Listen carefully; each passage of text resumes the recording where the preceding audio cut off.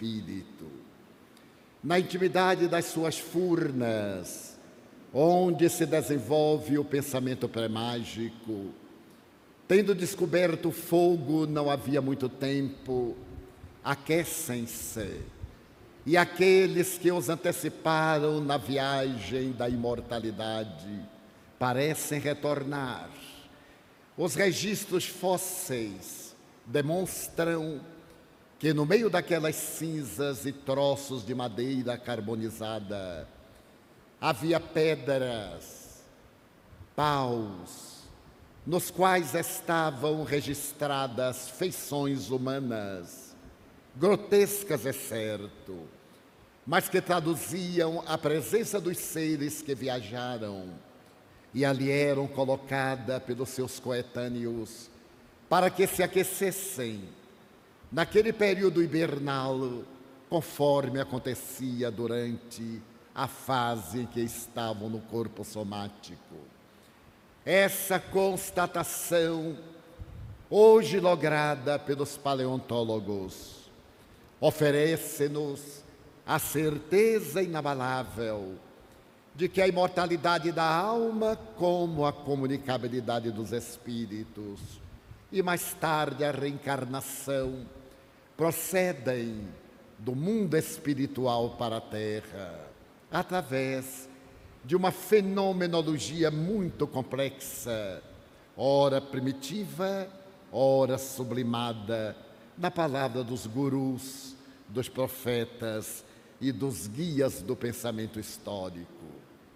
É na Índia, portanto, que se irá apresentar por primeira vez, através do verbo flamívodo e profundo de Krishna, a realidade da reencarnação, quando no Bhagavad Gita, uma das obras que constituem os ditos livros sagrados Vedas, o insigne mestre refere-se ao discípulo deslumbrado quanto à necessidade de volver a nascer para encontrar o estado de Samadhi.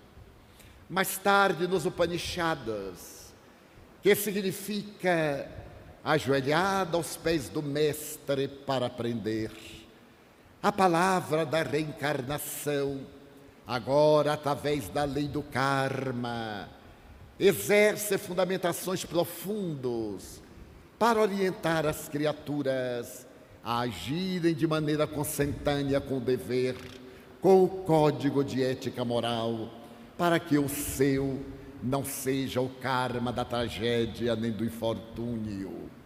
A palavra criada em sânscrito deveria significar o efeito das ações, com a inevitável punição, para que por esse intermédio houvesse a reparação dos danos praticados.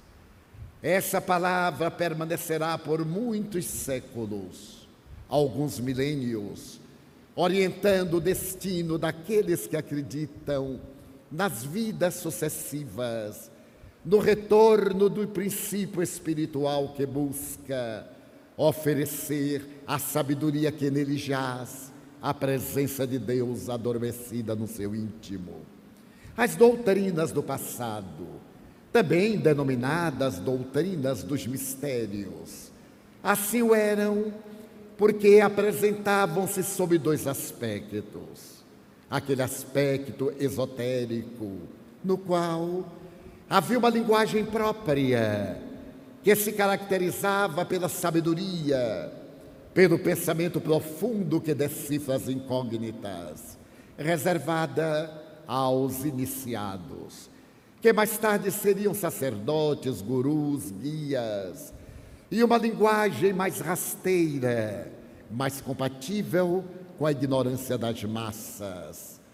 Era um significado exotérico, por cujo meio, invariavelmente, o pavor, as ameaças, significavam a melhor metodologia para fazer nos ignorantes a crença pelo temor, que ainda predomina de alguma forma em nossa cultura religiosa, em algumas doutrinas que procedem do cristianismo primitivo.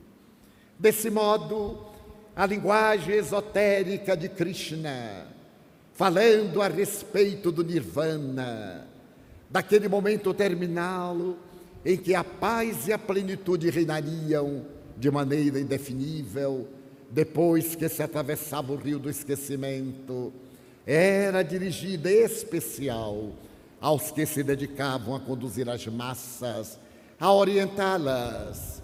E aquela massa que Jesus chamará um dia de Ignara, assinalada pela ignorância, pela rebeldia, eram ministradas as lições compatíveis aos seus níveis de consciência.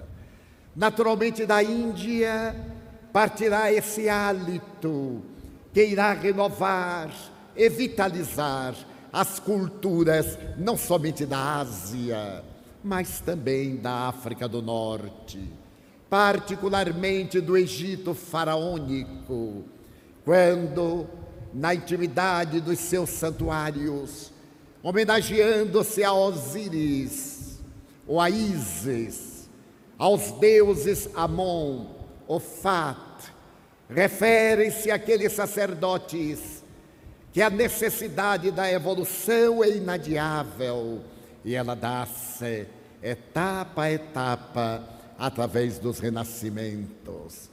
Na intimidade daqueles santuários onde o filho espiritual de Termutes, a irmã do faraó, terá a oportunidade de desenvolver a sua paranormalidade.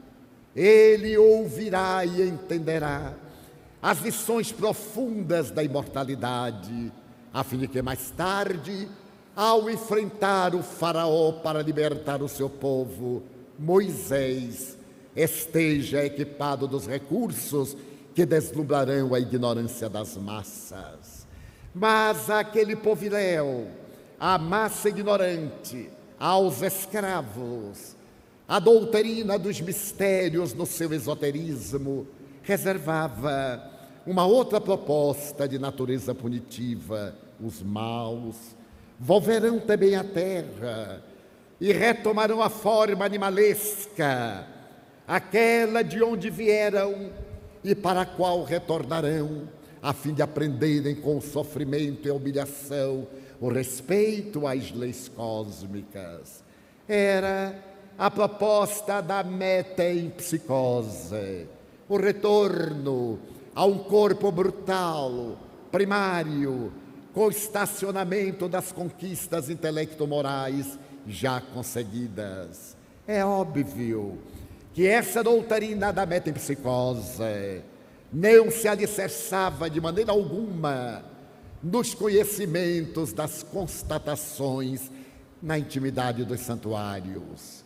Era mais portadora de um apelo de terror do que propriamente de libertação de consciências.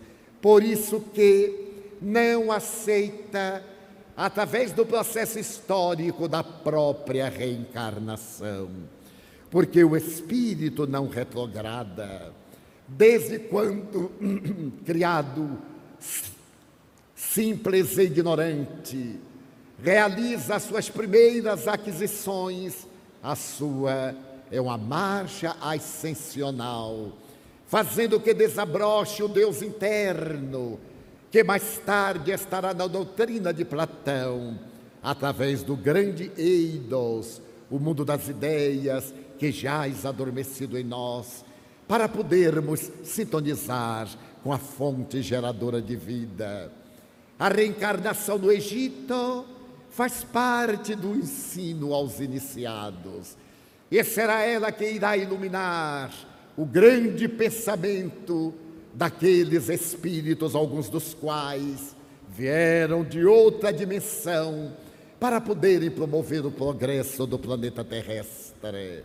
Na sucessão dos acontecimentos, volta a Índia a esposar a reencarnação, quando um dos seus mais eminentes filhos, Mahariva, irá fundar o Jainismo, procurando demonstrar que a reencarnação é o único processo pelo qual o ser se depura.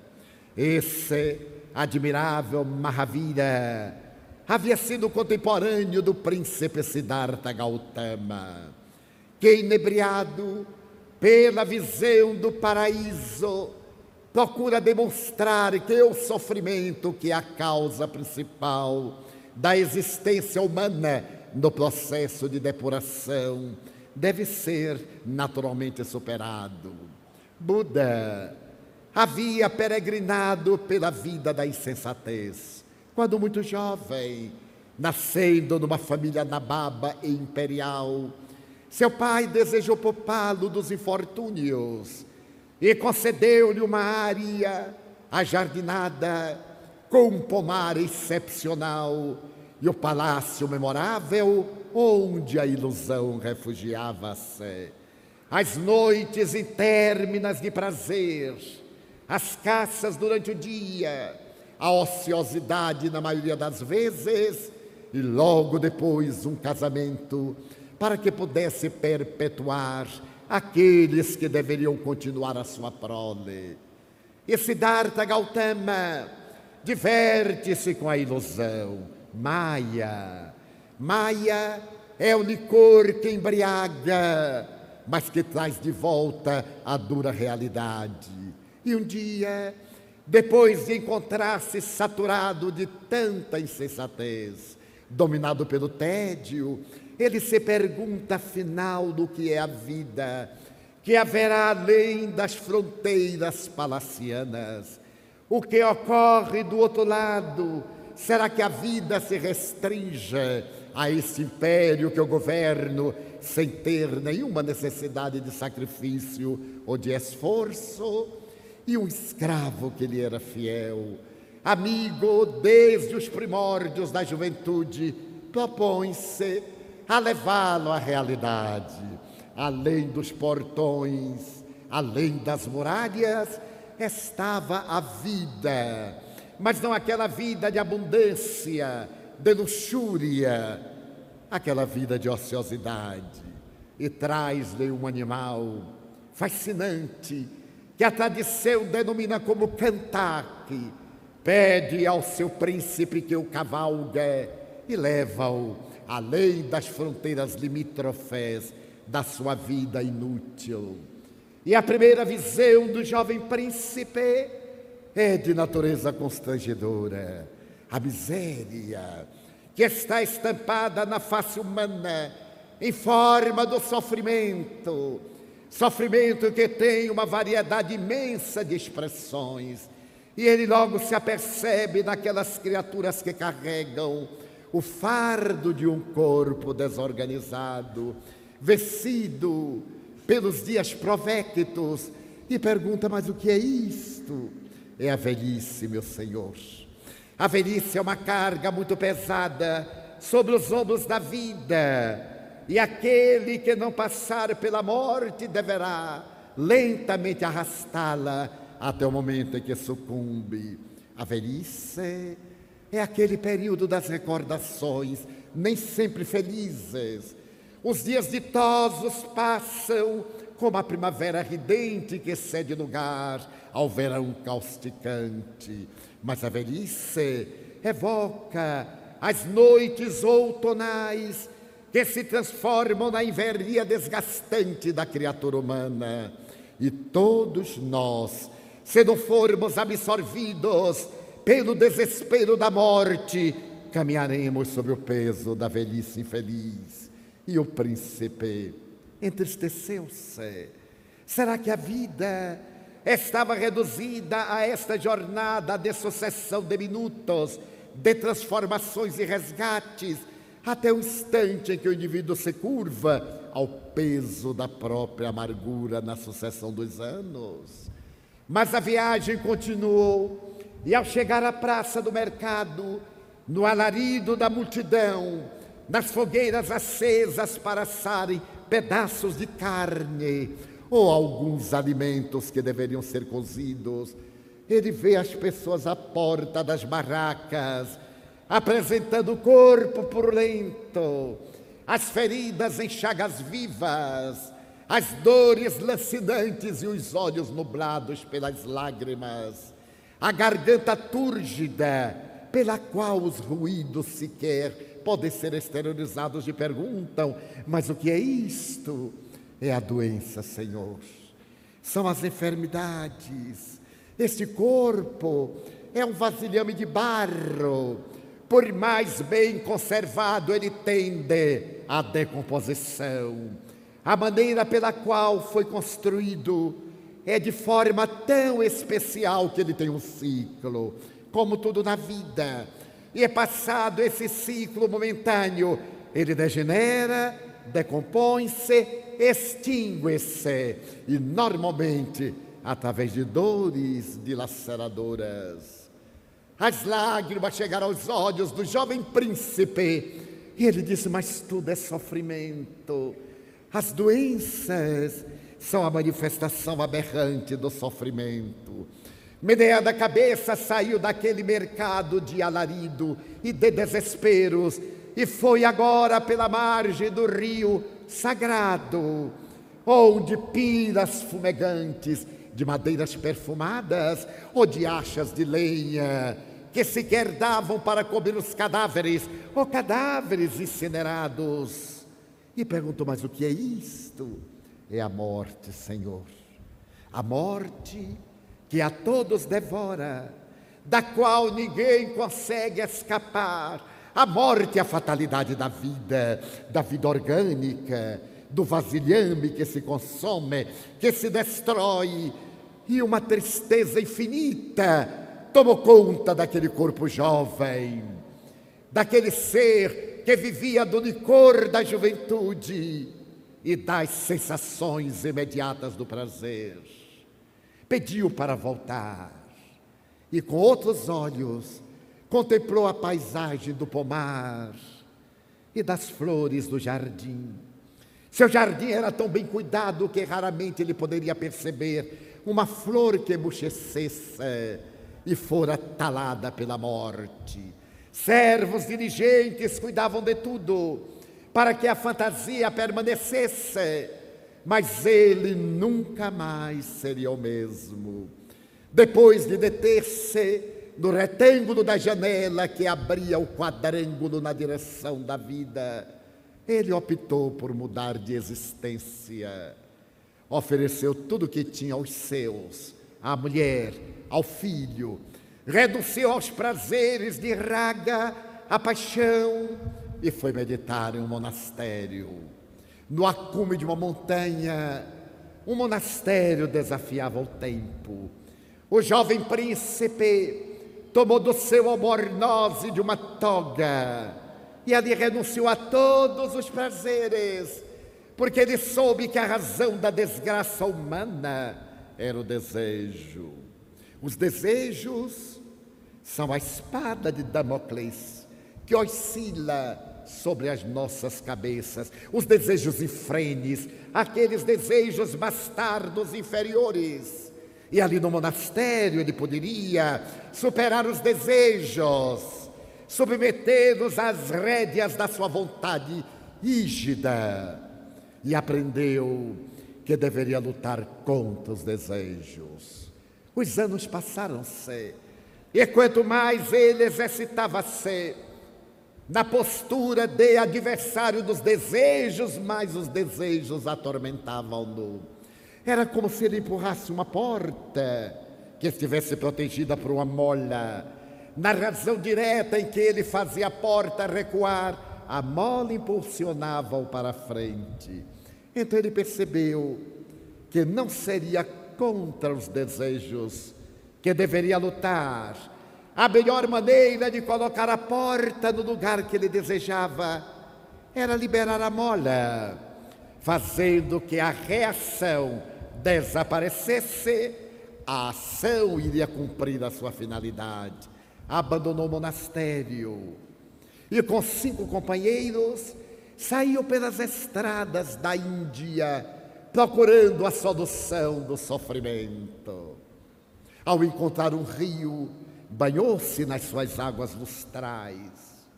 Ele desejava viver, era jovem, ainda não atingido os 40 anos, desejava superar-se a si mesmo. E os outros, que se acostumaram no ascetismo, embora os conflitos internos, supuseram que ele estava procurando prazer e abandonaram-no a sós com a consciência.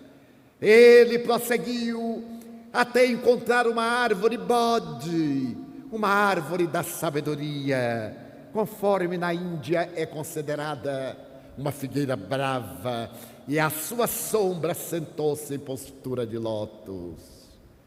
Ele agora não iria reagir, mergulhou no mundo interior para encontrar-se, e ali então iluminou-se. Encontrou o Deus interno que em todos nós jaz. E percebeu que o caminho da felicidade é o caminho do meio, nem um extremo do abandono e da revolta, nem o outro do gozo e das licenças morais. Levantou-se, os seus olhos brilhavam e desceu ainda mais ao sul da Índia para dizer que haviam 4 nobres verdades que mereciam ser respeitadas por todos aqueles que pretendessem entender a vida. Na vida, tudo é sofrimento. Esta é uma nobre verdade. A alegria é sucedida pela preocupação. O estômago saciado pela fome. O sexo atendido por uma nova necessidade. O sorriso pelo esgar. A juventude pela velhice. O corpo vencido pelo veículo da morte. Então, tudo é sofrimento. Mas quais as causas do sofrimento? Se ele existe, deve ter uma causalidade. E havia 2 ordens de causalidades: aquelas de natureza atual e aquelas outras de natureza remota. As existências pregressas pelas quais passará a alma no seu desenvolvimento, jogando para frente as suas conquistas, positivas e negativas, ou o aturdimento, o desejo torpe, a agressividade, o desleixo, a violência da existência atual. Então, esta seria uma segunda nobre verdade. Sabendo-se agora que existem causas, que fazer se deve? A criatura, para libertar-se dessas causas que estão em nós através dos efeitos. Esses efeitos fazem lembrar uma flecha. O arqueiro dispara a flecha e ninguém a pode deter. Quem vá atrás deverá naturalmente diminuir os efeitos danosos que ela irá produzir. Então é necessário descobrir os meios para poder superar aquelas causas nos seus efeitos danosos. E esta é a terceira verdade. Mas, agora que sabemos que existem meios para podermos vencer esses efeitos negativos, qual é a quarta atitude? Agir. Começar a aplicar a técnica das 8 propostas. Pensar retamente. Falar com retidão. Agir de maneira correta. E as 8 expressões reta e reta, reto e correto, irei estabelecer a metodologia na qual se fundamentará a doutrina que vai emergir da sua vida de amor e de compaixão. A sua doutrina é toda feita de compaixão. Ela havia herdado de Krishna essa proposta reencarnacionista: não reajas ao mal. Se alguém te fizer o mal, faze como o sândalo que perfuma o machado que o fere.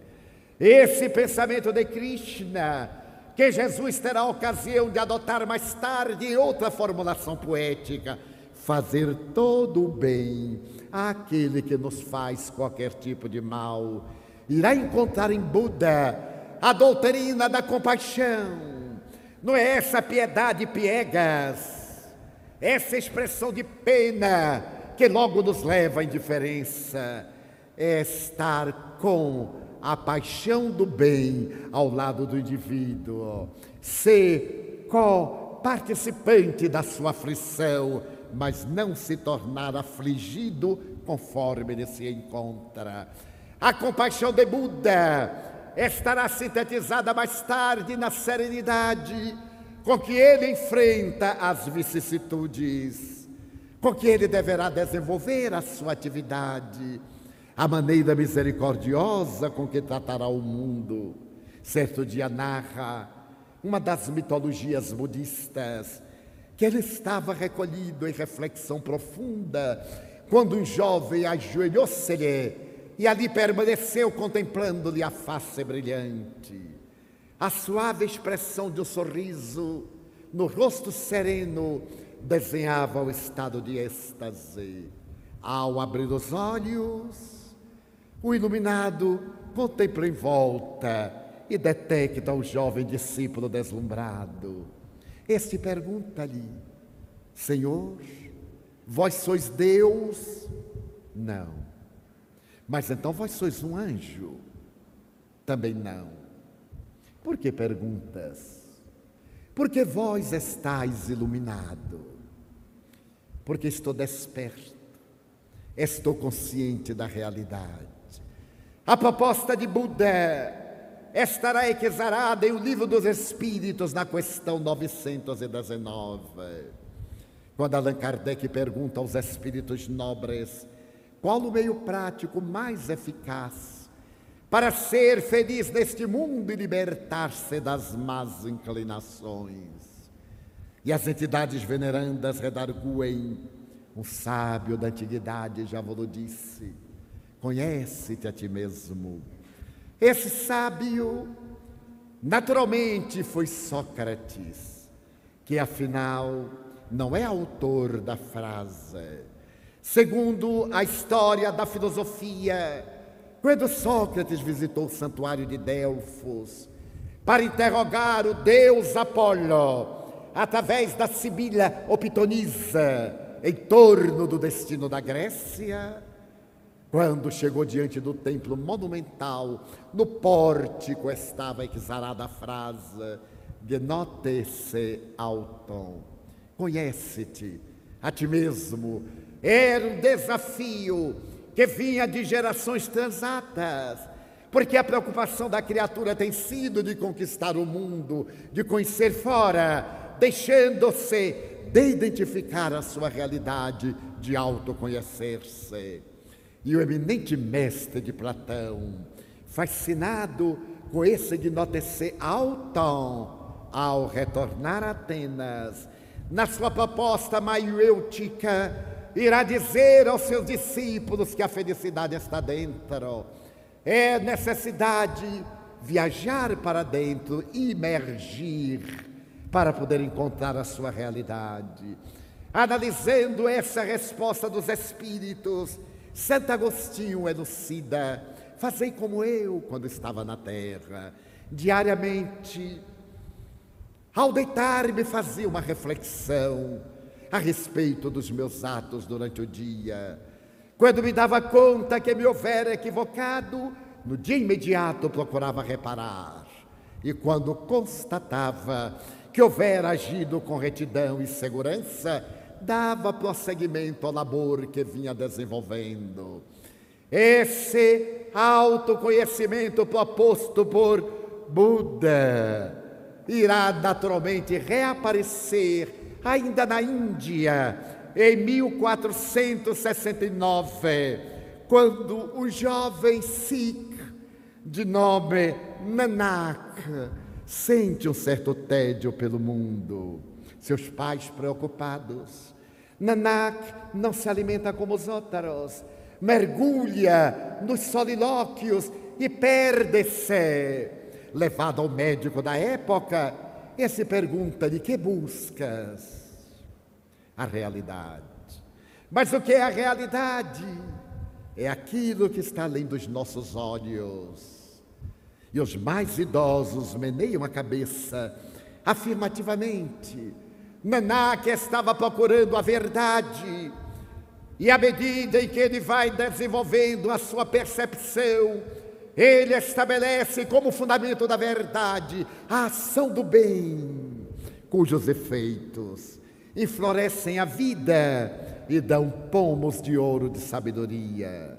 Logo depois, o sikhismo toma conta de uma parte da Índia, uma parte da Ásia limítrofe da Europa, e espalha-se pela terra, levando o conhecimento das vidas sucessivas, conforme estabelecera mais de 1000 anos antes Hermes Trismegisto, no Egito, a quem se atribui haver elaborado o Livro dos Mortos.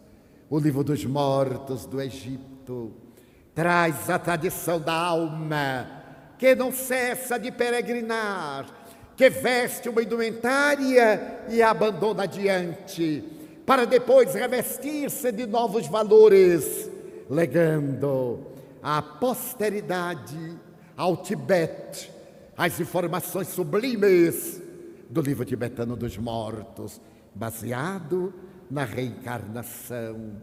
Logo depois, Zoroastro, ou Zaratustra, por volta de 242 depois de Cristo, dobra-se diante do seu Deus, Manu, Manés, ou Mani, o Deus da sabedoria, que mais tarde poderá ser traduzido como Emmanuel, o Senhor contigo, a verdade dentro de ti, estabelece a necessidade da transformação moral do indivíduo em cada etapa da sua existência.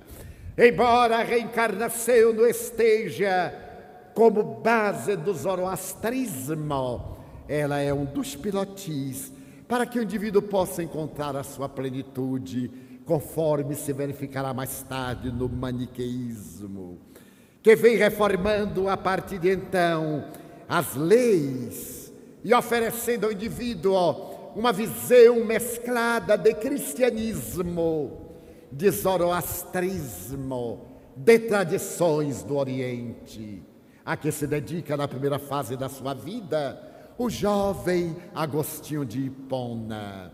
No maniqueísmo, ele procura encontrar licenças morais para poder atender a sede do desejo, mas quando tem oportunidade de dialogar com Ambrósio em Milão e encontra Jesus, ele se perguntará afligido: meu Deus, nas suas confissões, não será lícito crer que antes de eu ser como sou, estive no ventre de uma outra mulher?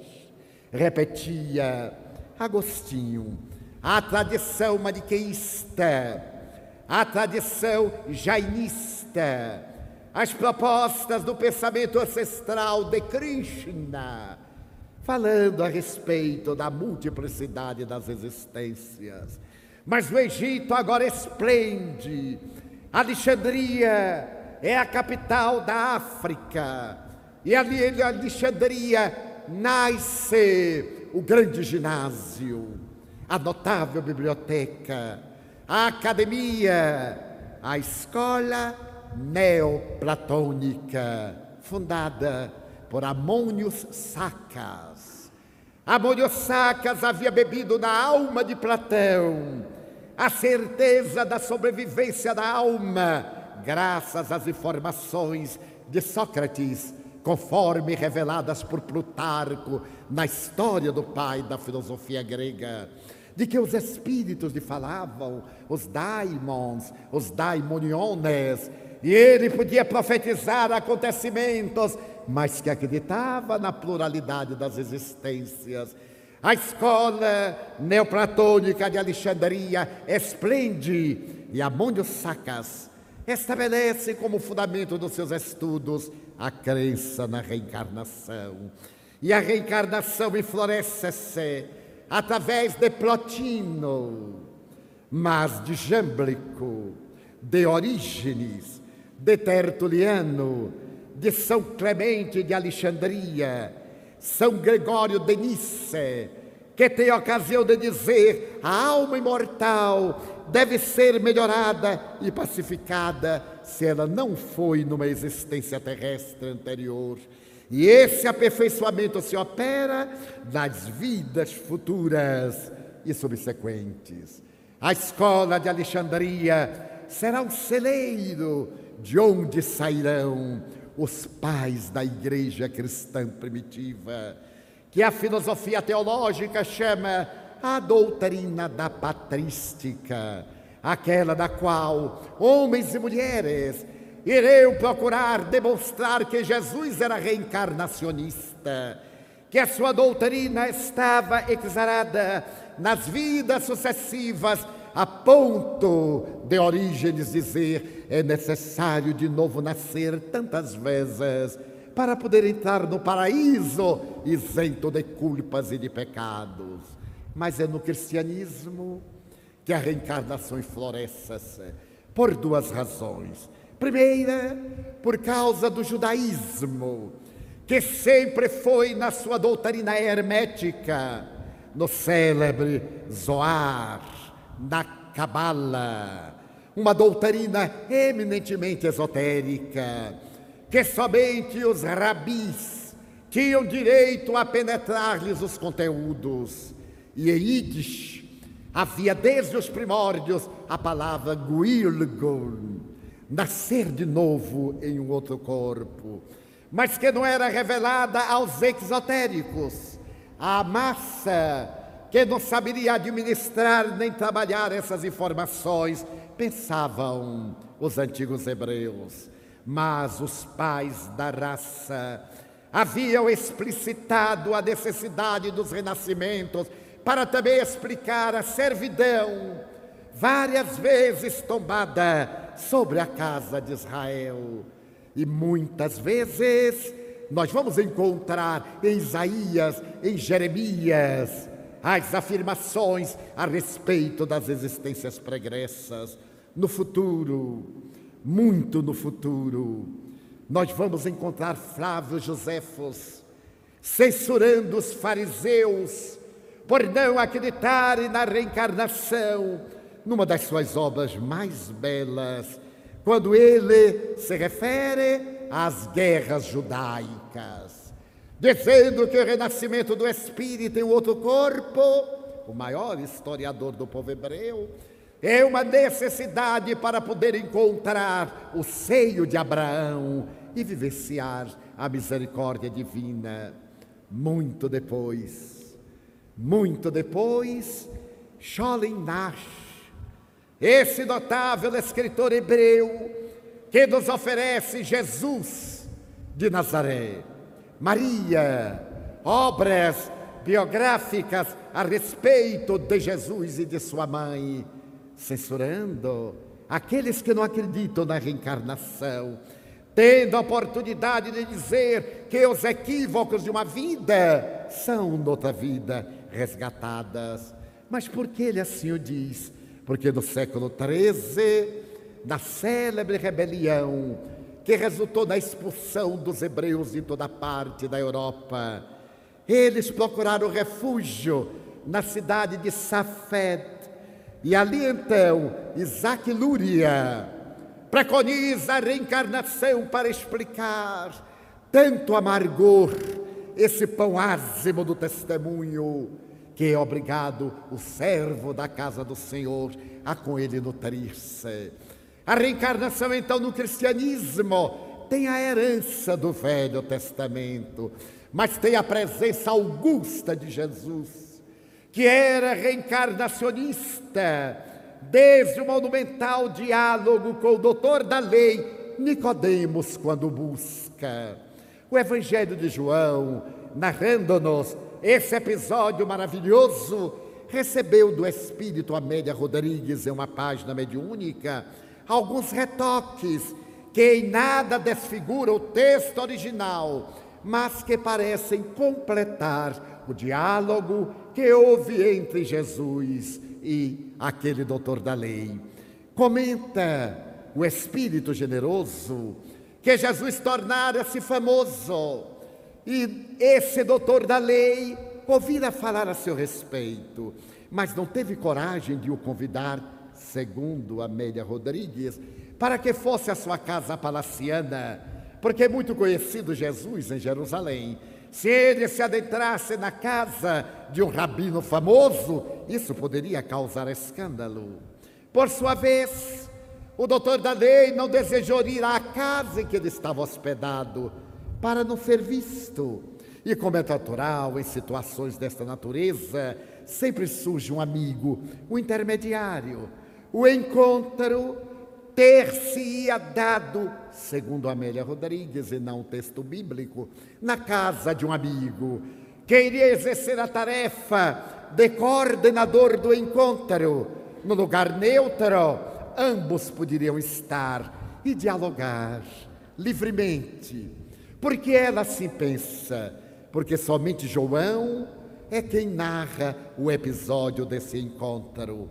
E como naturalmente uma resposta de Jesus é dada sem que a pergunta apareça no texto, ela deduz que enquanto os dois dialogavam na sala, o jovem discípulo ficou à porta, em uma postura de vigília, para impedir que alguém perturbasse aquele colóquio de profundidade.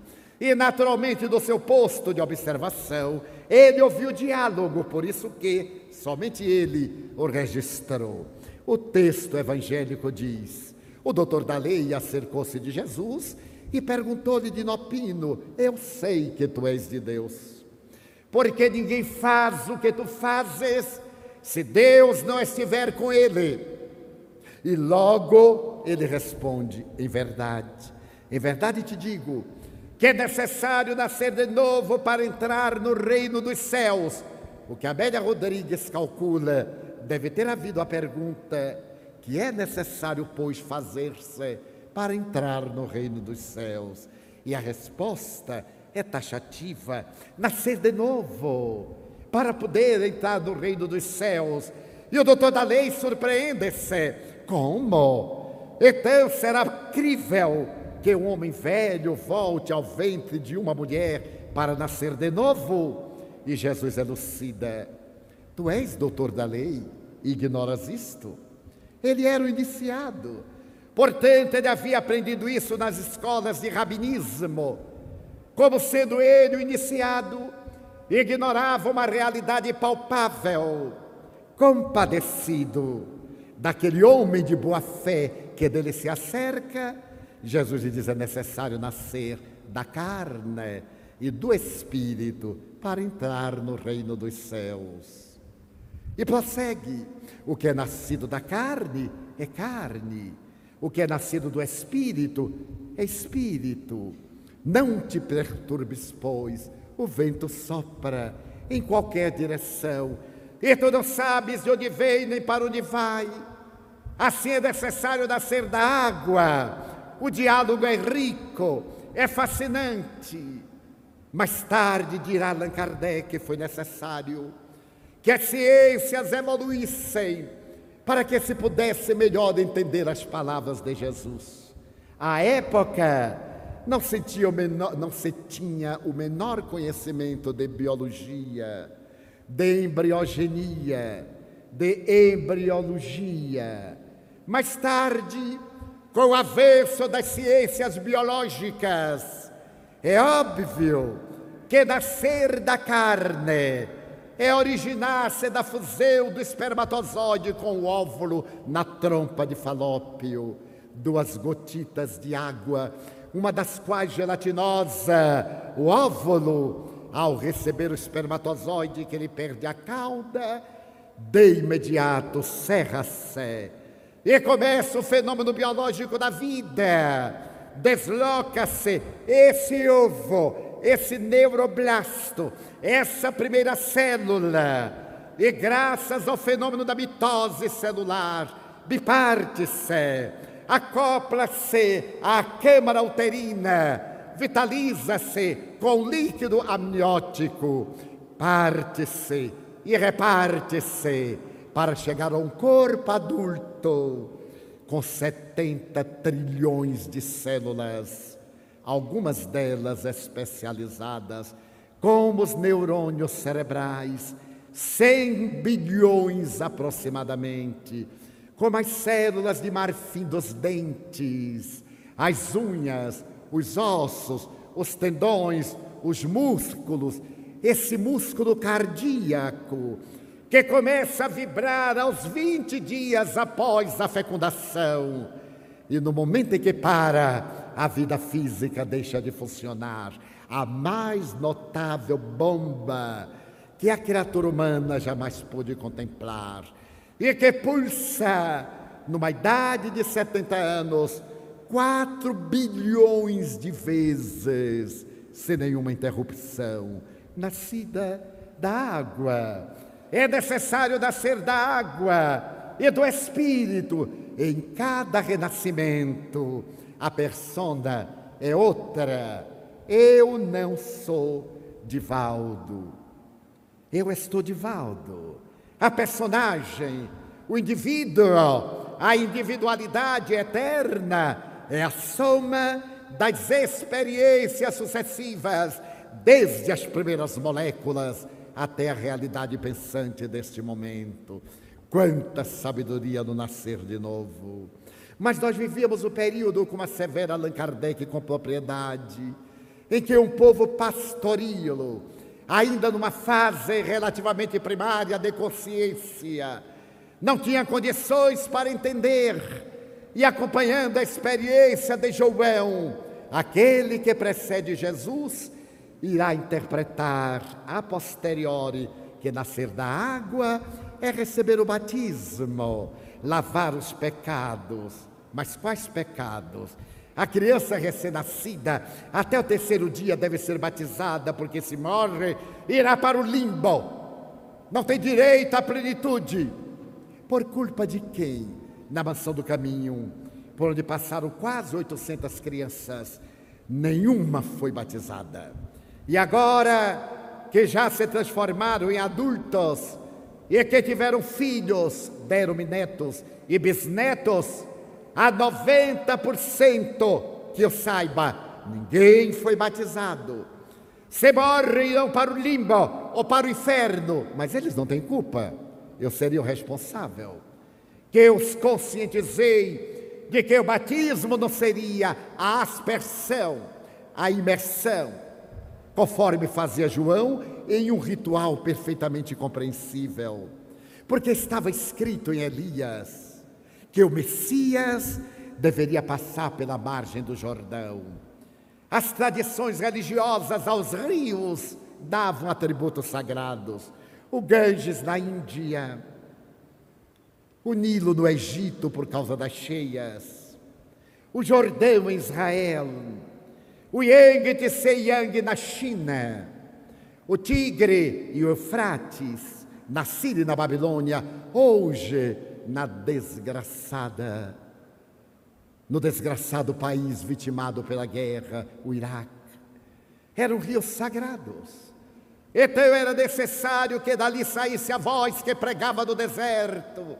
E João, primo de Jesus em 2º grau, repetindo a experiência de Elias, que tinha o corpo coberto com peles de animais e uma corda tosca amarrada aos rins, ele repete a experiência reencarnado, porque Elias é João, disse Jesus, e vai pregar às pessoas a penitência. Eu sou o precursor daquele que vem depois de mim. Ele é tão grande que eu não sou digno de amarrar os cordões das suas alparcas, das suas sandálias. Arrependei-vos, fazei penitência, é chegada a hora terrível do Senhor. É a face exotérica, a do pavor. E as pessoas apavoradas arrependiam-se e confessavam-se de público, mudavam de nome, de identidade. E então eram simbolicamente limpas através da água. Veio Jesus para que o ritual o identifique. E quando João o vê descendo na sua direção, é tomado de espanto. E agora curva-se diante daquele homem singular e diz: batiza-me tu, porque ele não era digno de fazê-lo. E Jesus lhe esclarece: faze o que está escrito na lei, para que se cumpram as profecias. Mas Jesus não confessa nada. Ele não tinha delitos, ele não trazia culpas. E João simbolicamente levanta as mãos em concha carregando água e deixa que caia sobre o querido amigo.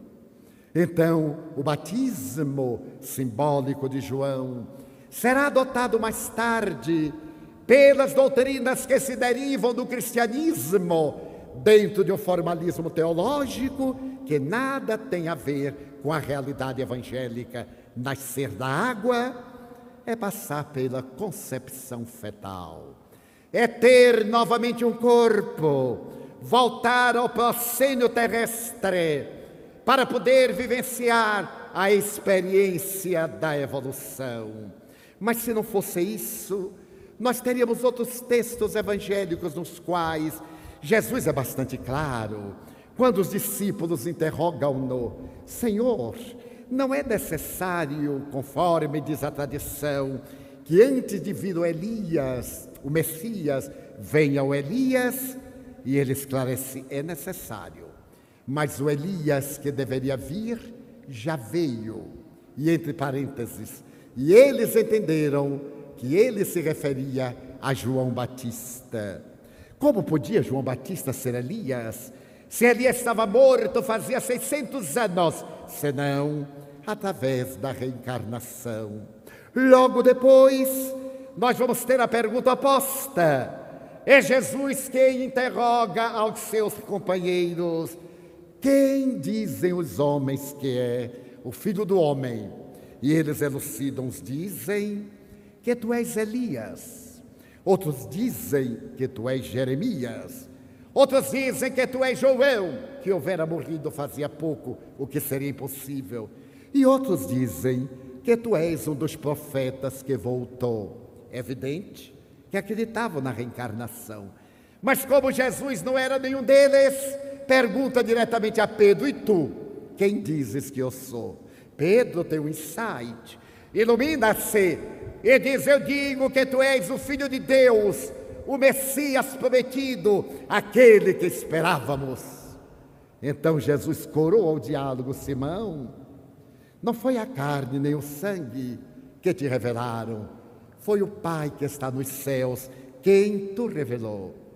Não foi o cérebro, não foi uma dedução das neurocomunicações, foi uma inspiração divina, porque Pedro era médium. E era um médium um tanto parecido conosco. Gosto muito da figura de Pedro, dos seus conflitos. Esse lado humano que nós temos estava nele muito bem estruturado, porque depois de uma revelação de tal quilate, Jesus prossegue: agora o Filho do Homem deve descer a Jerusalém para experimentar o tormento, o suplício e entregar a sua vida. E Pedro diz: não, nós não deixamos, e coloca o braço para defendê-lo. Jesus olha-o e repreende-o: afasta-te de mim, Satanás, e não perturbes o teu Senhor. Seria Pedro Satanás? É óbvio que não. Mas Pedro, como médium sensível, quando o seu amigo diz das dores que o aguardam, e por extensão a todos, ele teme, e ao temer, ele abre a percepção à interferência perturbadora de entidades fúteis, frívolas, perversas, aqui sintetizadas no verbete Satanás. E para atemorizar, Jesus diz: não, tu não irás, nós não deixaremos. Era exatamente o que o espírito da treva, sintetizando a força do mal, Satanás, vem da palavra hebraica Shatã, impedimento, obstáculo. Então esse impedimento vem tentar fazer que ele não se desincumba da tarefa, e ele reage com autoridade: afasta-te de mim, e expulsa a entidade perturbadora. Guardadas as proporções, quando eu era jovem, o que não faz muito tempo, e começamos a obra da Mansão do Caminho com Nilson, que era também outro jovem, pessoas vinham desanimar-nos e diziam: vocês são loucos, não se metam nessa empresa, cuidar do filho dos outros, vão ter os seus filhos. Nós não havíamos pedido conselho a ninguém, nós não havíamos pedido nada a ninguém, nem mesmo havíamos exposto a ideia publicamente. Queríamos fazer alguma coisa coerente com o princípio da caridade. E a melhor maneira que nós achávamos era a educação, uma caridade de profundidade, que pudesse repercutir através da sucessão dos anos. E as pessoas vinham e nos desacatavam. Alguns chegavam à grosseria de dizer: devem ter conflitos sexuais, é uma fuga. Naquele tempo não se chamava fuga, são os covardes. E a gente ficava aturdido. Eram satanases, chatãs, que estavam querendo criar embaraços. Nós não demos a menor importância. E quando nos diziam: vocês vão ver o pagamento que eles vão dar, nós ficávamos mais surpresos, porque não estávamos negociando nada, nós não estávamos plantando para colher, nós não estávamos investindo senão a nossa vida, e nunca nos preocupamos com qualquer pagamento. Procuramos fazer o que nos cumpria fazer e lamentamos se o não fizemos conforme deveríamos. Então Jesus nos dá uma lição belíssima, e aí ele demonstra na mediunidade de Pedro a sua fragilidade, conforme mais tarde dirá: antes que o galo cante, 3 vezes me terás negado. Porque ele sabia da tibieza moral de Pedro, como da nossa fragilidade. E porque nos ama, ele não nos reprocha, ele nos adverte. Então o cristianismo é uma doutrina, toda ela estruturada na reencarnação. Depois que ele parte, para nos não alongarmos no cristianismo, a escola neoplatônica de Alexandria vai enflorescer a humanidade com esses homens e mulheres reencarnacionistas. Até aproximadamente 553. O Império Romano já estava dividido. O Império Romano do Oriente, que tinha por capital Constantinopla, a velha Bizâncio, e o Império Romano do Ocidente, que tinha por capital Roma. Governava a cristandade católica o Papa Virgílio. No ano de 547, o imperador Justiniano, casado com uma das mulheres mais fascinantes da época em Constantinopla, Teodora, solicita ao Papa que o segundo concílio de Roma seja celebrado em Constantinopla. O Papa discorda. Roma era a capital do catolicismo. Justiniano ameaça. Ele era o senhor das legiões. O seu poder saía do Oriente e ameaçava o Ocidente. O Papa, de caráter débil, teme e cede. E é marcado para 553, o segundo concílio de Constantinopla. Teodora, a imperatriz, havia conquistado esse homem singular, que foi protetor das artes, da ciência, da religião. Ela o havia conquistado. Uma beleza incomum, dizem as suas biografias, e uma astúcia que somente as mulheres têm, no bom sentido da palavra. E então, ela se torna imperatriz e passa praticamente a governar o Império Romano do Oriente, com a sua sagacidade, a interferir nos negócios do Estado e nos negócios da religião, porque a religião também negociava muito, e ainda hoje. Dessa forma, as suas amigas de bordel, entusiasmadas pela glória de uma concidadã, começam a dizer que ser meretriz é uma profissão honorável. Afinal, uma delas era a imperatriz. E Teodora, dominada pela fúria e amargurada pela sua vida anterior na própria existência, manda matá-las a todas. A história registra entre 500 e 550, um número bastante modesto para os padrões modernos.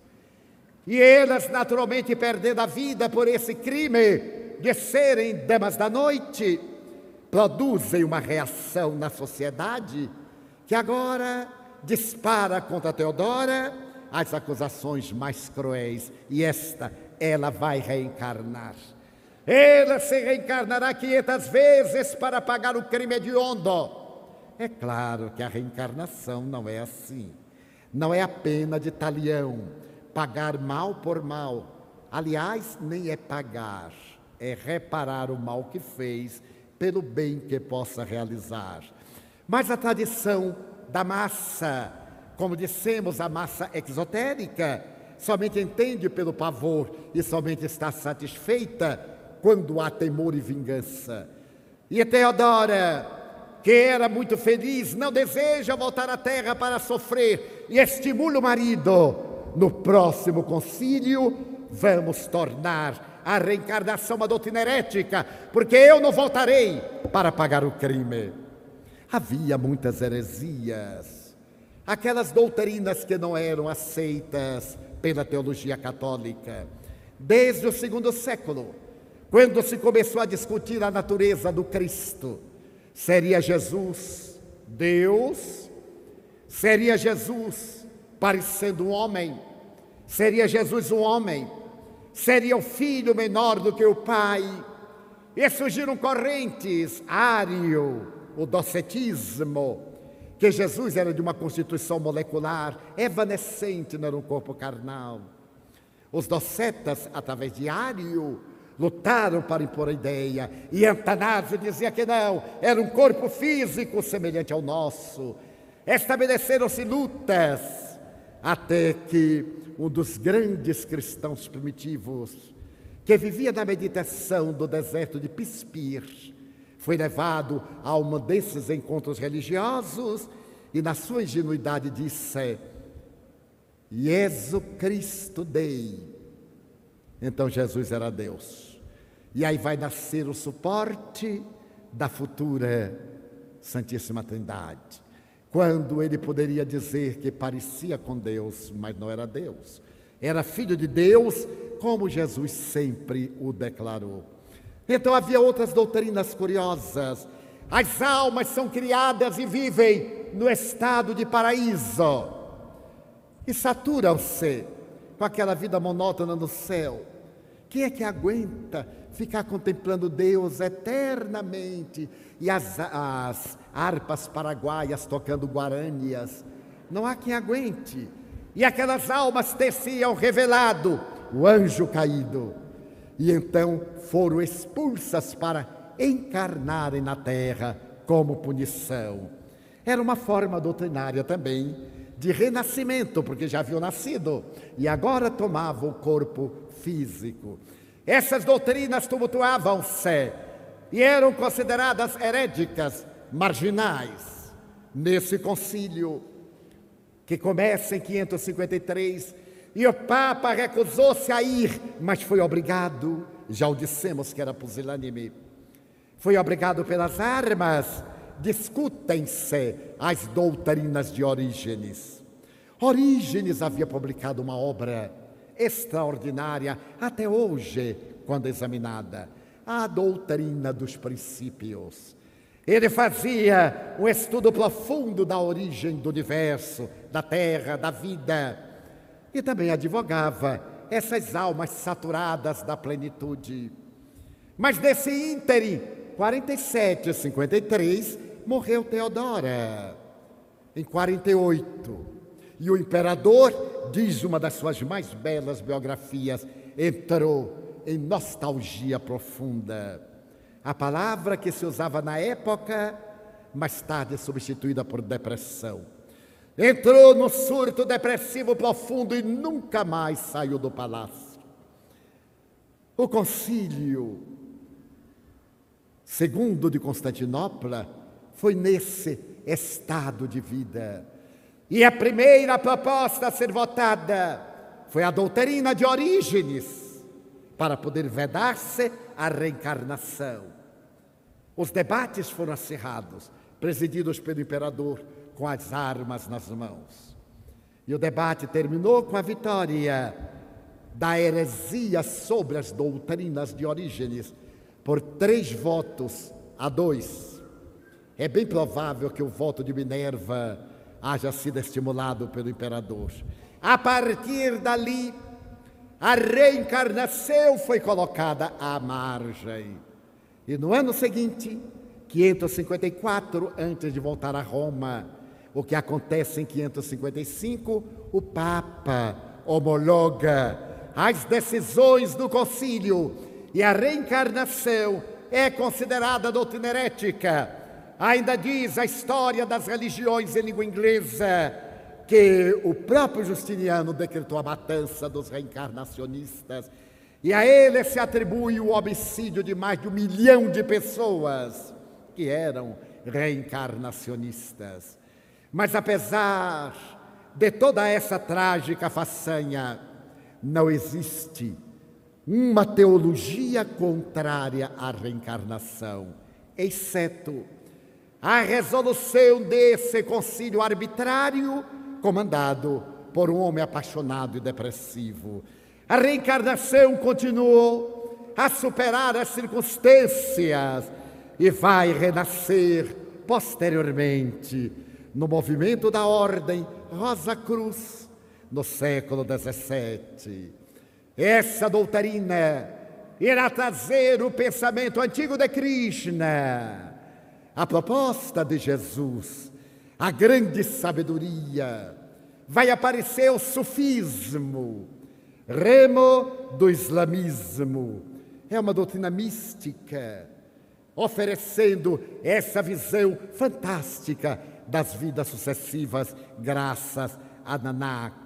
E lentamente nós vamos ter a oportunidade de ver, por volta de 1875, a notável Helena Petrovna Blavatsky, o coronel Olcott, criando a teosofia, cuja base essencial é a reencarnação. E logo depois, a doutora Annie Besant, a autora da doutrina secreta, fundamentando na rosa mística e branca da sua proposta iluminativa a reencarnação. Mas vamos ter também, em um homem notável na pedagogia, Rudolf Steiner, o autor da antroposofia, quando ele apresenta a sua metodologia educacional, que hoje é básica para nós entendermos muitas crianças DDAs, aquelas que têm distúrbio de déficit de atenção, ou distúrbio de déficit de atenção com hiperatividade. Os métodos notáveis de Rudolf Steiner, por intermédio de processos educativos em contato com metodologias muito saudáveis, uma terapia capaz de substituir a denominada droga da obediência, a Ritalina. Assessorado mais tarde pela notável mãe dos jardins de infância, Maria Montessori, em 1900, criando em Roma a sua Casa dei Bambini, por Froebel, criando jardins de infância e dizendo que o cérebro não é uma folha de papel em branco. Traz tendências, traz informações, mas como a função de Froebel não era essa, ele parte para a metodologia do ensino infantil e as bases de uma psicologia infantil. Esse fim do século XVIII para o XIX, o fim do XIX para o século XX, está enflorescido por pensadores notáveis. Agora, graças aos avanços da ciência, surge, a 18 de abril de 1857, o Livro dos Espíritos, que tem por pedra angular, para explicar a divina justiça, a reencarnação, reunindo o pensamento de Cristo, na lei de amor, a compaixão de Buda, no sentimento do dever, que estarão exaradas essas doutrinas, desde o Código de Hammurabi, passando pela lei de Italião, pela lei das 12 tábuas romanas, pelas leis de toda a história, no mais notável Código Penal da vida futura, conforme o céu e o inferno, no capítulo 7º, e especialmente neste detalhe, quando Allan Kardec nos ensina que todos erramos. Errar é um fenômeno natural. Até poderíamos dizer que é uma metodologia da aprendizagem, a técnica do erro, a técnica do acerto. E, naturalmente, depois que o nosso erro traz compromissos danosos, deveremos passar por 3 fases que se completam uma à outra. Primeiro, o arrependimento. Quando a consciência nos fala do equívoco que nos permitimos, advém o arrependimento numa pessoa lúcida, em alguém que está saindo da razão e penetrando na lógica. O arrependimento, no entanto, não basta. O que permitiu fosse cunhado o provérbio: arrependimento não paga dívida. Mas logo depois do arrependimento, o indivíduo que reconhece o equívoco e o mal que praticou, a expiação, o sofrimento. O sofrimento faz parte do processo psicoterapêutico. É necessário que o indivíduo expunja, que ele faça catarse, que se liberte da culpa, que ele vença o pecado. E ao fazê-lo, ele parte para a reparação. Todo bem que faz, anula o mal que fez.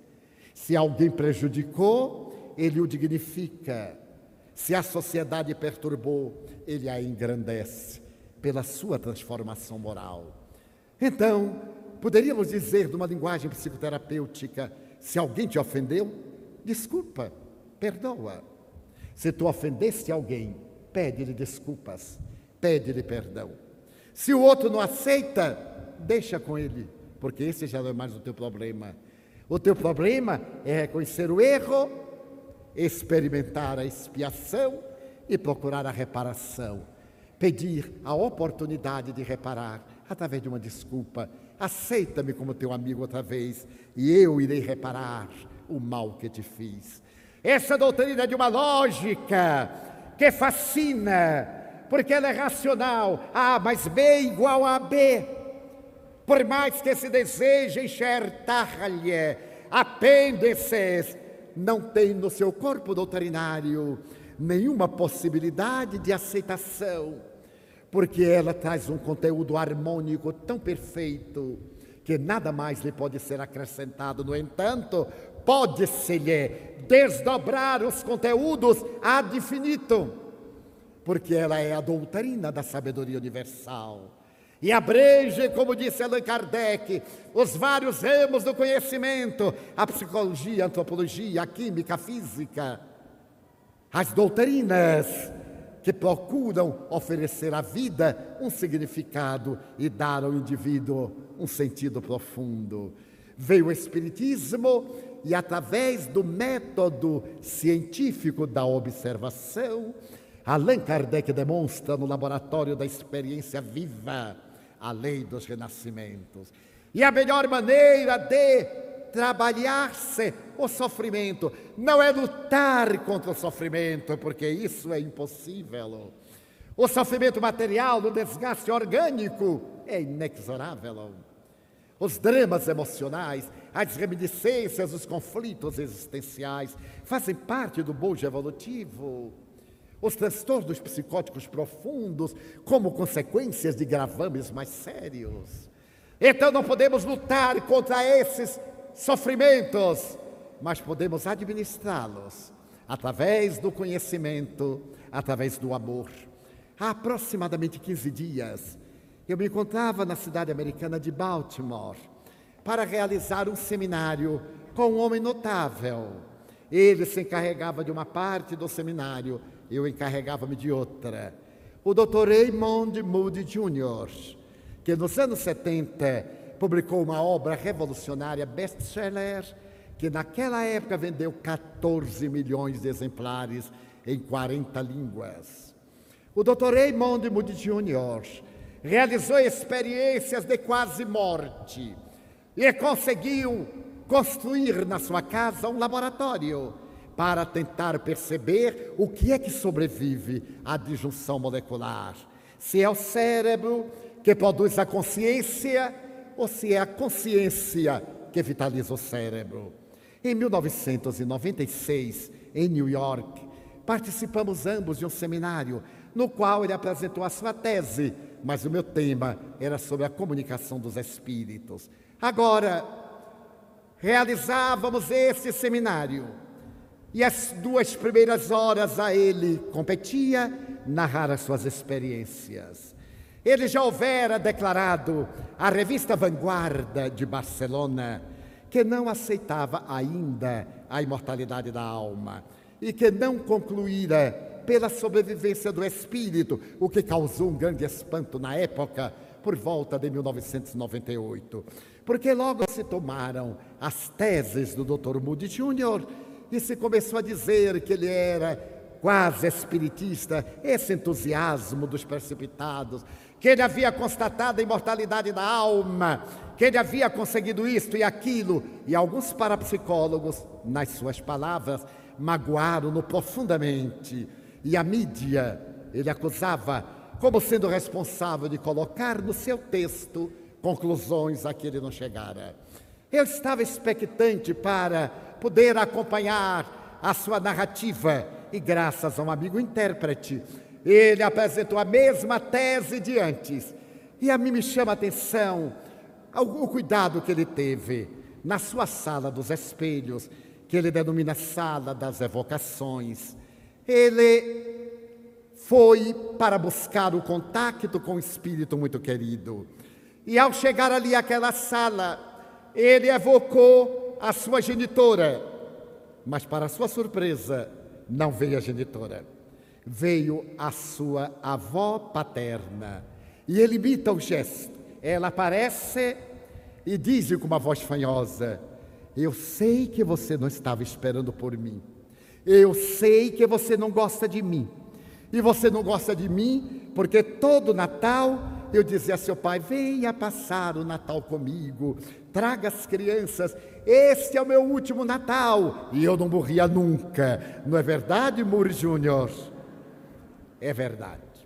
Então eu venho para que façamos as pazes, para que acabemos com isso.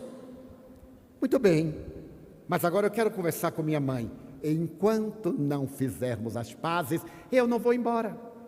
Ele resolve por fazer as pazes, ela se vai. E ele não sabe o que é isso. Se é consciência, se é um psiquismo. Espírito, claro, não é, de forma nenhuma. A minha tese era um pouco diferente. Eu deveria abordar a terapia espírita àqueles que perderam as pessoas queridas. E é claro que abordei a imortalidade da alma, a comunicabilidade dos espíritos, a reencarnação, as teses kardecianas, os fenômenos mediúnicos acontecidos na Europa, nos Estados Unidos, inclusive declarações de William James, que tiveram a ocasião de conhecer muitos médiuns e que investigou por largos anos uma notável médium de Boston. E terminei dando a mensagem de esperança. Quando terminamos e entramos no automóvel para voltarmos ao hotel, ele balançou a cabeça e me disse: que coisa interessante o Espiritismo. É pena que ainda não tenhamos uma metodologia científica para comprovar a imortalidade da alma. Eu digo, é provável que as academias ainda não a tenham, mas nós, os espíritas, temos-la. O eminente professor Hernani Guimarães Andrade conseguiu reunir o maior número de casos de reencarnação que existem no planeta terrestre. Também ele investigou largamente dentro da metodologia parapsicológica, da parapsicologia sem alma, a probabilidade da sobrevivência do ser e constatou a sua realidade. Deixou uma documentação imensa, toda ela com caráter netamente científico, que se o querido Dr. Muri tiver interesse, eu terei também um grande prazer em oferecer-lhe. Ele me olhou assustado e disse: não, eu já estou muito velho. Eu disse: melhor razão, porque já vai morrer. Então é bom que vá preparado para o que vai encontrar, porque naturalmente terá que voltar para repetir tudo. Sorrimos e despedimos-nos. Então nós poderíamos recorrer aos anos 50 do século passado, depois que a doutrina espírita esparziu sobre a humanidade o doce perfume da reencarnação, a certeza inabalável da sobrevivência da vida, a disjunção molecular e o retorno do espírito à indumentária carnal para ressarcir os seus equívocos. Por volta de 1955, em Praga, o jovem psiquiatra começou as experiências para poder entender a esquizofrenia. O jovem Dr. Stanislav Grof começa então a aplicação do ácido lisérgico número 20 nos seus pacientes no anfiteatro da Faculdade de Medicina de Praga. E quando eles entram no estado alterado de consciência pela droga e apresentam alucinações e delírios, referem-se a existências transatas que mais tarde serão constatadas por investigadores. O doutor Stanislav Grof transfere-se para os Estados Unidos após haver sido homenageado com uma bolsa de estudos em Connecticut, de doutorado, e depois transfere-se para Big Sur, na Califórnia, e ali em companhia de uma onda revolucionária nos anos 70, que desejava uma medicina mais compatível com os níveis de humanidade que não estava sendo exercida no país. Ele trava contato com homens e mulheres notáveis. E esse grupo apresenta a proposta em 1975 de uma psicologia com alma, a psicologia transpessoal, fundamentada na imortalidade da alma, na comunicabilidade dos espíritos, na sua interferência nas nossas vidas, nos problemas psicopatológicos, interferindo de maneira ostensiva da reencarnação. E a psicologia transpessoal veio trazer a reencarnação dos bancos escolares, dos gabinetes de investigação, das salas clínicas, das terapias iniciadas por Maurice Netherton em San Diego, na Califórnia. Terapia à existência passada, equivocadamente dito vida passada, porque a vida é única. As existências corporais, sim, que são muitas. Então, o Dr. Maurice Netherton começa esse trabalho admirável e vai sendo sucedido por nobres investigadores, entre os quais o célebre Brian Weiss, e mais particularmente os doutores Joel Wheaton e Joe Fisher, da Universidade de Montreal, Maghreb, que publicam um livro extraordinário, Life Between Life, Vidas entre Vidas, que fazendo seus pacientes recuarem, eles vão ao bardo, que Allan Kardec chama espiritualidade.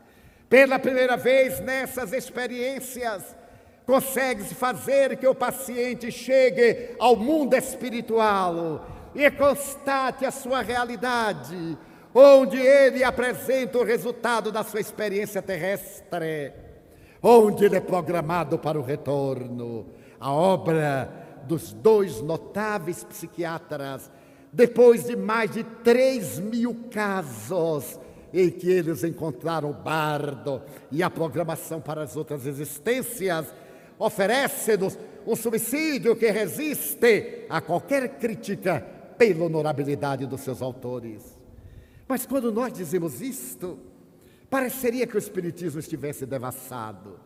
Em 1880, em Barcelona, José Maria Colavida, chamado Kardec espanhol, faz que os seus pacientes retrocedam ao momento da fecundação, deem um salto quântico no tempo ao passado e encontrem outras existências.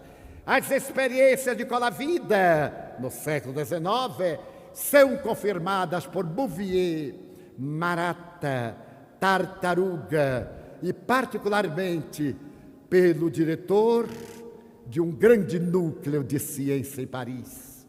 Esse homem escreverá mais tarde o seu célebre Vidas Sucessivas.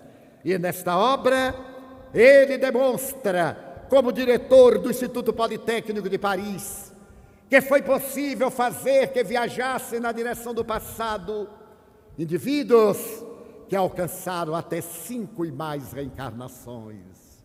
O coronel, depois de demonstrar a probabilidade da reencarnação, confirma, demonstrando que o nosso inconsciente profundo, o perispírito, guarda nos seus arquivos aquelas lembranças, e que essas lembranças podem ser evocadas, podem ser trazidas de volta para explicarem os grandes tormentos da atualidade. A reencarnação vai recebendo contribuição de investigadores de várias áreas do conhecimento e, na atualidade, torna-se uma doutrina única, capaz de explicar a razão por que sofremos. Como diria Denis, com a sua linguagem tão poética, quem somos nós? De onde viemos? Para onde vamos? Por que sofremos?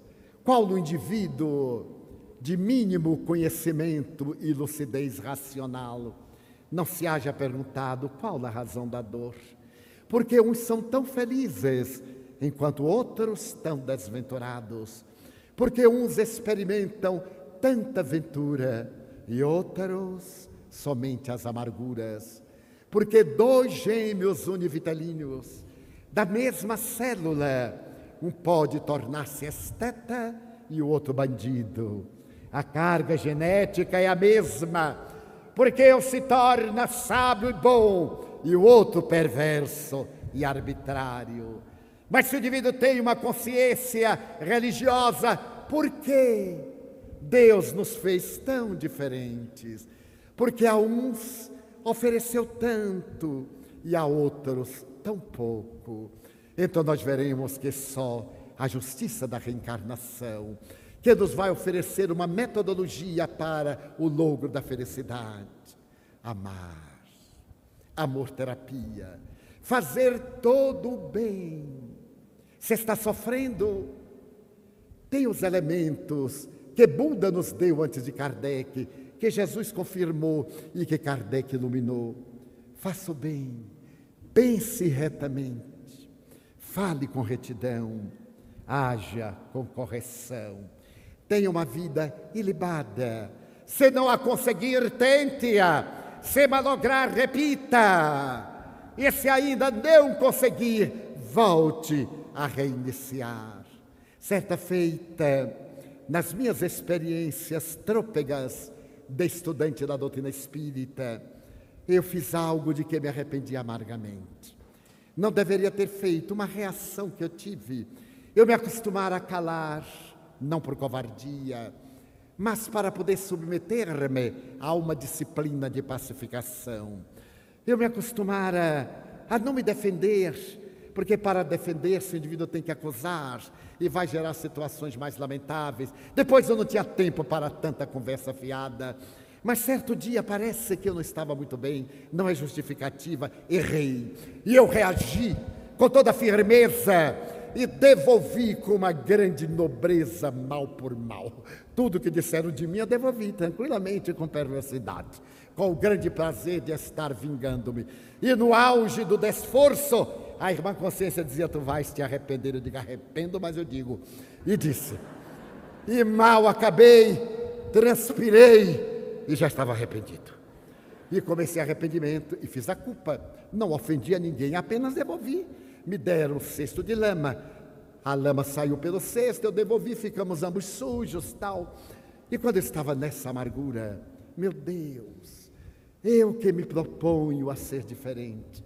Isso não é uma queda, isso é uma baianada total, imperdoável. Mas como era uma baianada, eu estava mais ou menos desculpado, já arranjei um mecanismo de defesa. E nesse trânsito, orando certo dia, apareceu meu espírito Sheila, jovem, sorridente, e me perguntou: olá, Divaldas. Ela me chama Divaldas, é um nome muito bonito em alemão, por certo. Olá, Divaldas, que tens? Eu disse: minha irmã, não lhe conto. Foi a minha catarse, aí eu contei. Ela ouviu pacientemente, e depois de ouvir pacientemente, ela disse: qual é o problema? Eu não deveria ter feito, mas fez. Eu fiz. Agora assuma as consequências. Vá adiante. Vou lhe dar um conselho, Divaldo. A nossa vida é uma trajetória ascensional. Muitas vezes ela circunda um monte, nós avançamos, mas não ascendemos. Coloque a sua vida como uma escada, vá subindo. Se por acaso você cair, faça tudo para não descer do degrau em que se encontra. E ao levantar-se, coloque o pé no próximo degrau e você avançará com segurança. A vida é feita de experiências, não de erros, nada de culpa. Mais tarde, Joana de Ângeles escreveria pelas minhas mãos: vai chegar o dia em que os dicionaristas retirarão dos livros duas palavras: culpa e pecado. Porque toda culpa impõe punição e todo pecado impõe castigo. E substituirá as duas palavras pela responsabilidade. Eu sou responsável pelo que fiz, então eu tenho as consequências e deverei canalizar a minha vida de modo que assuma esses efeitos, reabilitando-me. A partir daquele dia, eu levantei-me e pus o pé trêmulo no próximo degrau. E daí por diante continuei subindo e não me permiti o luxo nunca mais, provocado, como todos os somos, anatematizado, ou até incompreendido e perseguido, sorrir, porque eu sei que a vida escreve no livro da nossa consciência, e avancei. Certo dia eu contei isso a Chico Xavier, aquele homem da bonomia. Ele disse: mas que coisa, como é que te dá cada uma dessa? É a nossa fragilidade, é o barro orgânico. Ele me ouviu e disse: eu não te conto, Divaldo. Certa feita, meu filho, eu estive tão doente, tão mal. Sentei-me na porta do quintal da casa de Luzia, a irmã dele. O fundo da sua dava com o fundo da casa de Luzia. Eu sentei-me, eram 18 horas. Eu estava com problema pulmonar, eu estava debilitado, com dificuldades financeiras, e então uma dispneia muito grande, eu calculei que ia morrer. Já fiquei sentado, porque se morresse, não ia bater a cabeça no chão para morrer de novo. Eu já fiquei ali deitado, sentado, quando veio Emmanuel. Ele acercou-se e perguntou-me: qual é o problema, Chico Xavier? Ah, meu irmão, eu estou morrendo. Eu gostaria de perguntar se o senhor me pode receber quando eu chegar aí. Não posso. Estou muito ocupado. Tenho o que fazer. Morra em paz. E esse foi. Eu fiquei pior. Porque você imagina, Emmanuel não me receber. Eu fiquei pior. Comecei a chorar. Aí chega Sheila. O que há, Chico? Chorando. Ah, minha irmã. E narrou: eu estou tão mal. A hora da morte. Apelei para o benfeitor, ele disse que não me pode receber, porque tem muito o que fazer. Sheilinha, se eu morrer agora, você me recebe? Não posso, Chico. Estou comprometida com Emmanuel e tenho que fazer o trabalho. Até logo, e se foi. Eu fiquei mais pior, se é que se pode piorar mais. E nisso vem doutor Bezerra, suave.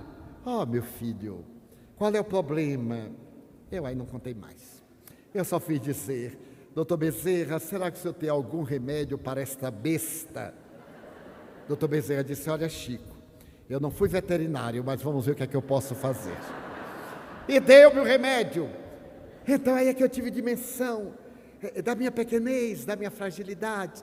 Então vamos nos abraçar. Os fracassados se abraçam para ver se ajudam. Eu me havia esquecido naquele momento da reencarnação, que nos leva ao proscênio onde nos comprometemos, para nos reabilitarmos, não para nos castigarmos. Para concluir, eu gostaria de narrar uma experiência que tive faz aproximadamente 16 anos, quando fui à Índia com um grupo de brasileiros, tendo na pauta a oportunidade de conhecer o grande paranormal Swami Satya Sai Baba. Na oportunidade, nós fomos para uma cidade do sul da Índia e como ele atendia em Budapest, que é onde ele tem o seu ashram, a sua morada, soubemos que ele estaria em Whitefield, é uma comunidade, aquele Campo Branco, perto da cidade que nos hospedávamos. Para podermos atingir o local, eram 30 quilômetros de onde nós estávamos, o grupo alugou 5 automóveis. E no primeiro dia, muito cedo, porque às 8 horas ele fazia a caminhada, olhava as pessoas, atendia este ou aquele. Nós fomos, e eu fui num carro com Nilson e mais 2 amigos. Quando chegamos ao local, havia centenas de automóveis. Nós estávamos de táxi. E um menino saiu da multidão e começou a acenar para o chofer, dizendo que tinha um lugar reservado. O chofer foi e o meninozinho levou. Nós combinamos com o chofer a hora que deveríamos estar de volta. Olhamos para o menino, sem maior interesse, era um menino de rua. Fomos ao ashram, assistimos à solenidade. E quando nós saímos, que eu vi a multidão, mais de 5.000 pessoas, eu disse, meu Deus, nós vamos encontrar esse táxi nem na outra encarnação. Eu fiquei, nisso aparece o menino, olhou para mim, pegou na minha mão e disse, o táxi está ali. No inglês horrível, o meu é péssimo e o dele era pior. O táxi está ali. Uma voz fanhosa. Eu olhei para ele e disse assim, danadinho, não é? Esse pardal da cidade, como dizia Humberto de Campos, sabe seduzir as pessoas. Levou-nos e olhou para mim nos olhos. Olhou e eu notei que ele ficou pálido, apesar de ser de epiderme azeitonada, típica do indiano. Eu fiquei impressionado com o olhar do menino. Então eu quis homenageá-lo com uma gorjeta. E então ele me disse, de você eu não quero nada. Eu quero você. Eu achei que não traduzi bem, chamei o intérprete e disse, Fernando, traduza para mim. Repita. E ele disse, de você eu não quero nada, eu quero você. Agora de todos eu quero o pagamento. Eu disse, que danado, hein? Se eu tivesse dado a gorjeta, ele não ia receber de todos. Então ele vai pegar de 4, que é muito mais vantajoso. Muito bem, fomos. No dia seguinte, quando nós retornamos, lá estava o menino da rua, parou na frente do táxi e leva-nos. Eu o reconheci. Então eu sorri para ele e ele me perguntou assim, voltou, hein? Eu disse, voltei. Fomos à solenidade. Ao sair, o pardalzinho grudou em mim, segurou a mão. E começou a falar, eu não entendi absolutamente nada. Eu só fazia dizer yes, yes. Mas não sabia nada que ele estava falando. Era coisa de criança. Levou ao táxi e disse, mas hoje você vai receber algo de mim. Eu não quero nada de você, papai. Eu quero dos outros. Eu digo, que técnica esse danadinho tem. Eu vou ensinar os meninos da mansão, todo mundo que chega lá, ele pega na mão, papi, e aí eu estou com o problema resolvido. Bom, retornamos. No terceiro dia, casualmente ou fatalidade, encontramos o guri que parecia esperar. Levou-nos, já pegou a minha mão e me trouxe até a porta do ashram. E agora, acompanhado pelo intérprete, ele disse assim, eu vou ficar muito triste quando você for embora. Eu perguntei, quantos anos você tem? Ele me disse, 7 anos. Como é seu nome? Tamil. Ah, Tamil, você mora onde? E o intérprete traduziu minha frase que eu memorizei. Eu moro em qualquer lugar. Deito-me no chão e cubro-me com a luz das estrelas. Eu disse, meu Deus, é poeta. Que coisa linda! Ele chorava. Ele disse, você não tem ninguém, Tamil? Sim, eu tenho uma irmã que está ali pedindo esmolas. E nós dormimos juntos quando faz frio e as estrelas nos agasalham com a sua luz. Eu disse: Tamil, amanhã é meu último dia. Eu gostaria de deixar uma lembrança para você. O que é que você gostaria? Você gostaria de uma bola? Gostaria de um carrinho de puxar? Eu havia pensado em dar-lhe uma roupinha, mas também, como lidava com crianças, um brinquedo. Criança gosta de brinquedo. Os pais é que gostam que se dê roupa. Então ele disse: de você, meu pai, eu não quero nada. Eu só quero você. Então ele segurou minhas duas mãos. Eu senti algo que me projetou na direção do tempo e do espaço e identifiquei essa criança. Então, quando eu voltei ao normal, tudo muito rápido, eu disse: Fernando, eu vou abraçá-lo. Será que é proibido aqui na Índia? Ainda não era o tempo da pedofilia, como hoje, que não pode nem olhar para uma criança, porque já é perigoso. Nos Estados Unidos eu não olho de maneira nenhuma, porque senão já vai um processo de pedofilia. Fernando, não pode abraçar. Eu abracei, ele pôs a cabeça no meu ombro e chorou muito. Então eu disse: talvez nós não nos vejamos nunca mais. Eu não poderei retornar à Índia e provavelmente você não irá ao lugar em que eu moro. Ele afastou-se e perguntou: aonde é? Eu disse: o Brasil. Pelé! Valia mais do que todas as embaixadas brasileiras. Pelé! Eu disse: Pelé. E você conhece Pelé? Eu fiquei tão humilhado. Eu disse: não, eu conheço Allan Kardec. Pelé, eu não conheço. Ele perguntou: quem é Allan Kardec? Eu disse: é um homem que escreveu um dos livros mais bonitos do mundo, como Krishna. Amanhã eu vou lhe dar em inglês o livro dele. Ele disse: mas eu não sei ler. Eu digo: não faz mal. Você põe a mão e lê com o coração. O que é que você quer? Uma bola? Eu quero você. Mas eu vou lhe dar de qualquer jeito. Então escolha. Ele disse: escolha você.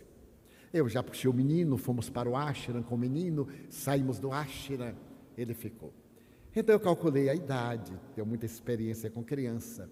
Arranjamos alguma coisa modesta, procuramos um brinquedo e levei o Evangelho segundo o Espiritismo. Fiz uma dedicatória em inglês, ditada pelo meu amigo. Coloquei meu endereço. E na hora em que me despedia dele, era o quarto encontro. Eu disse: meu filho, se algum dia você tiver um grande problema,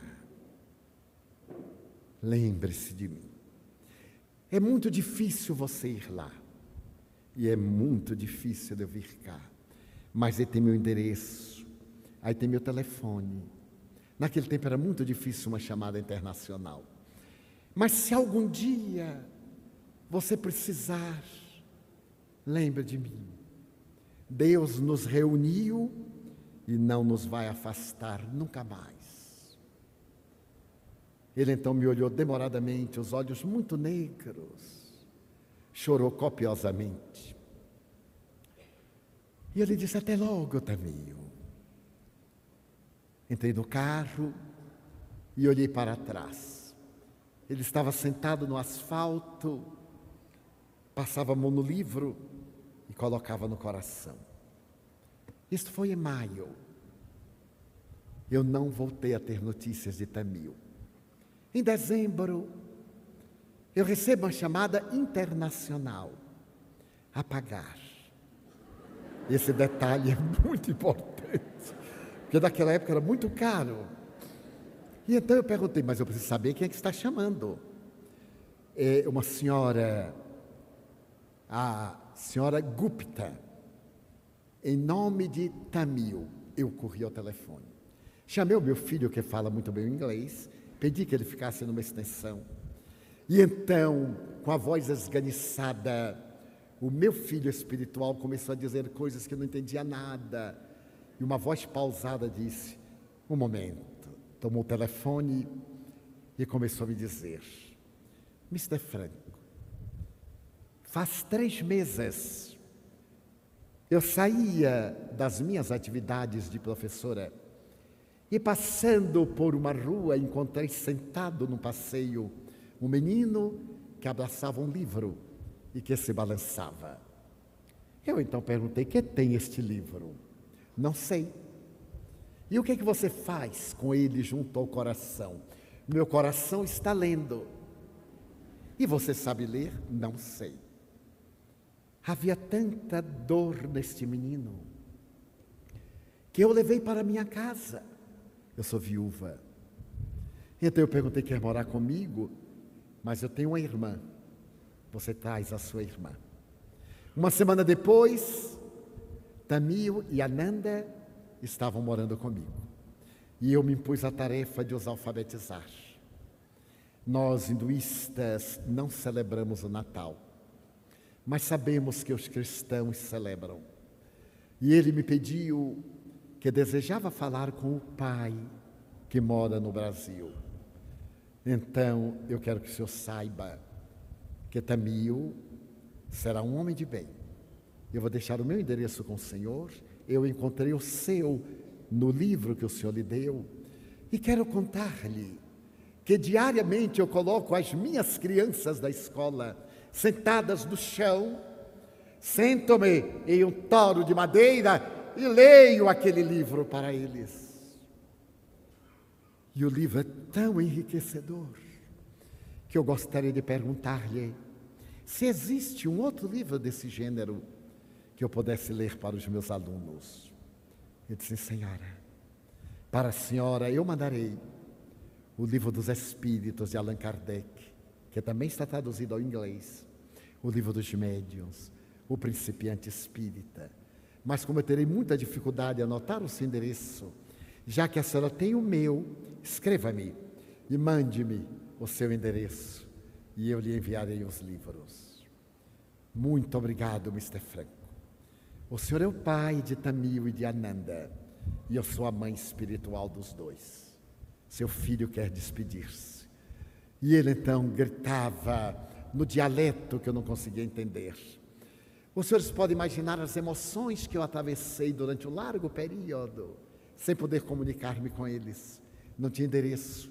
Eles tinham o meu, mas não tinham deles. Quando chega a carta da professora Gupta, mandando-me o número de telefone, mandando o endereço, e estabelecemos uma comunicação muito grande através dos tempos. Acompanhei o desenvolvimento de Tamil, de Ananda.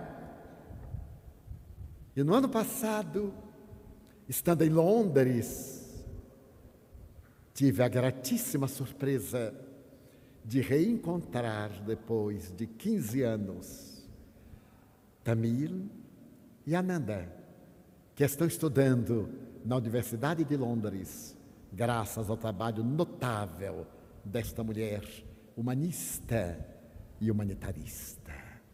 E então, ele está sendo encaminhado para o movimento espírita e me disse: eu renasci na Índia para levar a palavra do Consolador àqueles que ainda não na conhecem. Estabelecemos as nossas pontes e este filho que Deus mandou tão longe, logo mais no mês de junho, estará abraçando-me eu a ele, para que juntos cantemos as glórias da imortalidade, da reencarnação. A vida, sem a lei da reencarnação, é destituída de significado psicológico para a criatura humana.